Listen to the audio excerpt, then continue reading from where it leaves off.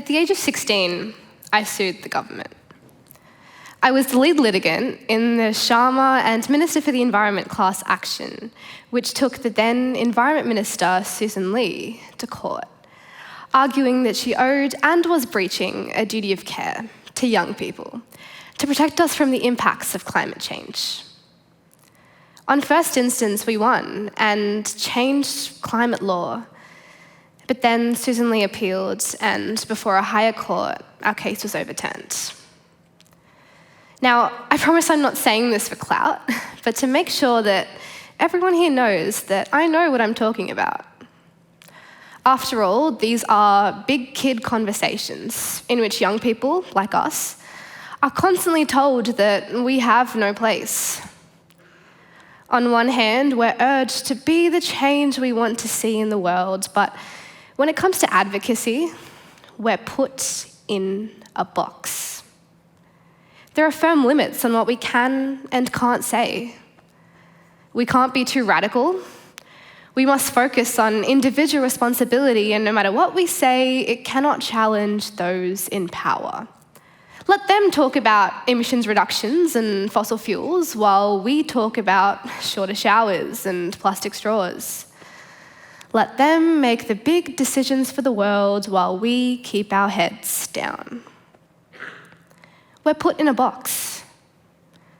We can talk about climate change, sure, but we mustn't point the finger at those in power. At the age of 12, I was in this box. July through to September 2017 saw widespread flooding in my home country of India, where much of my family still lives. Experts called it the worst in decades, with more than 45 million people affected. On one hand, I was seeing those I loved be devastated by the reality of climate change, and on the other, my school implored me to focus on recycling and taking shorter showers. I was outraged, and I wanted to make a difference. And I thought I was, by following their lead and speaking up and criticizing surface level issues like plastic straws. I thought my education was empowering me, but it was cementing me inside this box. Now, at the age of 14, I was seeing more and more climate disaster around me. 2019 saw the heaviest monsoon in 25 years make landfall on the shores of India, bringing with it once again widespread flooding and devastation. But it was at our shores too, in the form of the horrific 2019 bushfire season that didn't leave a single soul in this country untouched. But it was something within me that had changed at this point.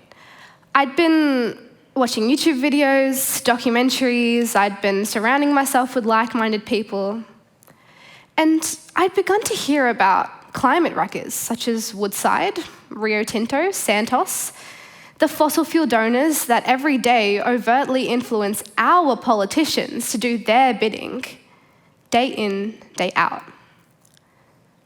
And again, I was outraged, and I was struggling to reconcile facts like this with the reality of the climate crisis that I saw unfolding before my eyes. So I joined School Strike for Climate. And in 2019, I led 200,000 people through the streets of Melbourne as we called on our government to increase their climate ambition. But I was realizing that somewhere along the way, what had started off as supportive nods at the age of 12 had turned into disapproving remarks as we grew in number and noise, and people asked us, "Who do you think you are to be telling the government what to do? What do you even know?" They wanted us firmly back in that box. But I was armed now, with knowledge, with passion, with ambition, and I wanted firmly out. I wanted to make more noise. At the age of 12, I'd been pointing the finger at myself and at everyone around me. At the age of 14, I'd finally placed responsibility on the government. And at the age of 16, I was ready to do this in a public forum where I was sure they couldn't ignore me any longer. So when I was asked to be part of a class action that had the potential to make new law, I had no second thoughts about saying yes. Suddenly I was thrust into the public spotlight, but this is where criticism was at its loudest and its worst. Because my advocacy was no longer palatable. I wasn't in that box. I was a 16-year-old woman of colour who, instead of just talking about climate change, was taking the government to court. Racism, sexism, threats, hate, these were part and parcel now of daily life. So I told myself that what I was doing was finally a threat to those in power, and of course there were people who wouldn't like it. Of course they would make it known, and I soldiered on.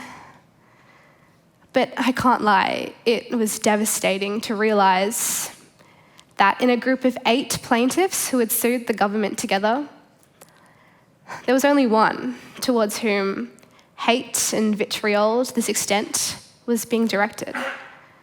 It was the one person of colour, of course. It was me.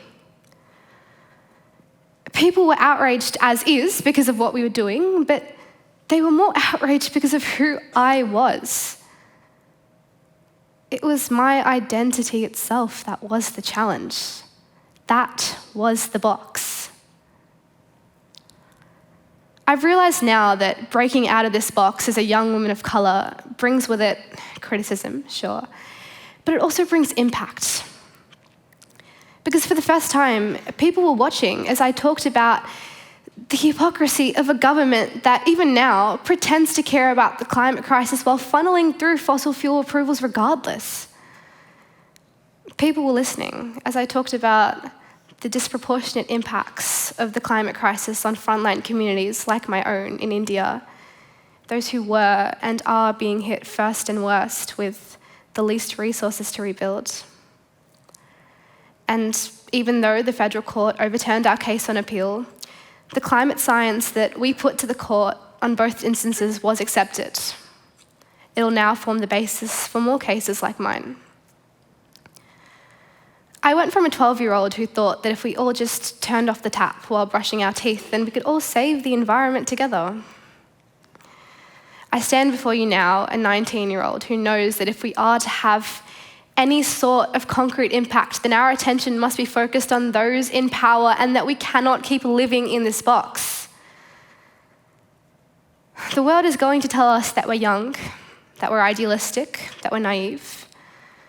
The world is going to tell us that we don't have all of the answers, or any of them, really. The world is going to tell us what to say, when to say it, exactly how loud, and the world is going to tell us to pipe down. The world is going to tell us to get back in this box. We don't have to accept that. We must not accept that. We cannot keep living in this box. We cannot keep justifying, taking directions on how to advocate from those we should be advocating against. Because young people don't have all the answers. We don't.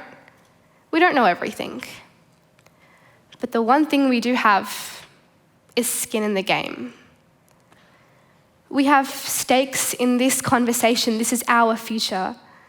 We have a reason to continue to insert ourselves into difficult conversations where we're told we don't know what we're talking about, because this is our future. We have a reason to continue to stare up to those in power, look them in the eyes and tell them, you don't get to decide what my future looks like. I do.